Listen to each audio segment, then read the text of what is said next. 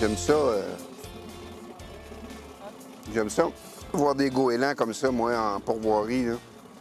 Parce que bien des gens pensent qu'il n'est pas à sa place, mais au contraire, hein, c'est son habitat. Hein. Les grandes forêts du Québec, là, le goéland argenté, c'est son milieu. Audrey, merci beaucoup de m'accompagner à la pêche aujourd'hui. Ça fait plaisir. Pourquoi je t'ai invité principalement? Parce que je veux que tu m'aides à, je dirais, enlever tous les tabous que nous autres, les gars, on a, là, des préjugés face aux filles. Là. Pourquoi qu'on les amène pas à la pêche? Tu sais? Il y a encore des jokes sexistes là, parmi une vieille génération. « Ah, je vais emmener ma blonde, j'ai besoin d'une laveuse à vaisselle. » On a tous entendu ces vieilles jokes plates-là. Là.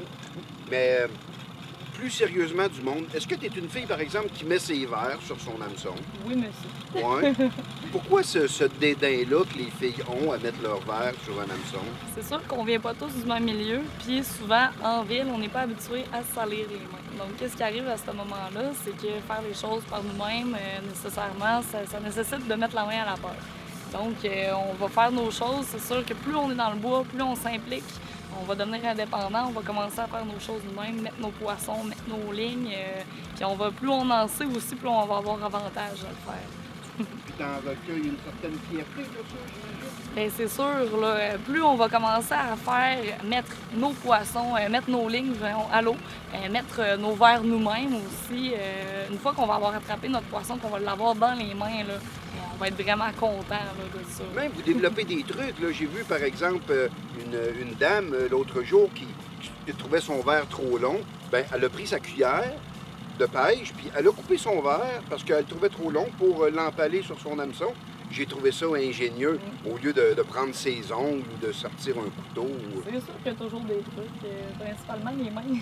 Ça sert à ça. C'est sûr que si on ne veut pas se salir les mains, il y a toujours des moyens justement de moyenner avec ça. C'est sûr que ça va avec la technique, le temps. Il y en a, comme je dis, qui sont plus dédaigneux. C'est sûr qu'il existe plusieurs choses. On peut se traîner des guenilles, du purel s'ils veulent, il n'y a pas de problème. On n'est pas obligé de toujours être sale quand on va à la pêche ou même à la chasse. Donc, il y a beaucoup de techniques qui existent pour ça. Ah oui. Dis-moi, si tu captures un poisson, est-ce que tu touches le poisson avec tes mains oui, aussi? Oui, effectivement. Oui. Est-ce que tu arranges ton poisson? Oui, aussi. C'est sûr que de ce côté-là, ça demande de la technique. Donc, il faut que quelqu'un nous montre comment faire. À partir du moment où on sait comment éviscérer le poisson, c'est vraiment plaisant d'être capable, comme je dis, de faire tout du début à la fin. Donc, même le cuisiner. À la limite, le cuisiner. Effectivement. Et que les femmes savent cuisiner, on va faire ça aussi.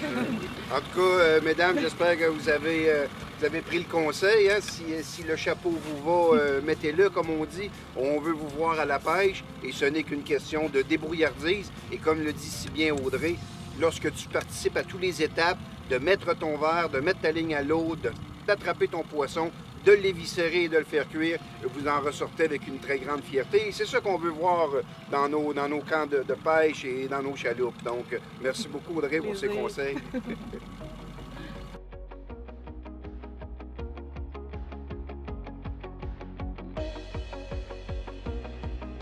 Présente une mâle, tes attributs, pour les bonnes couleurs.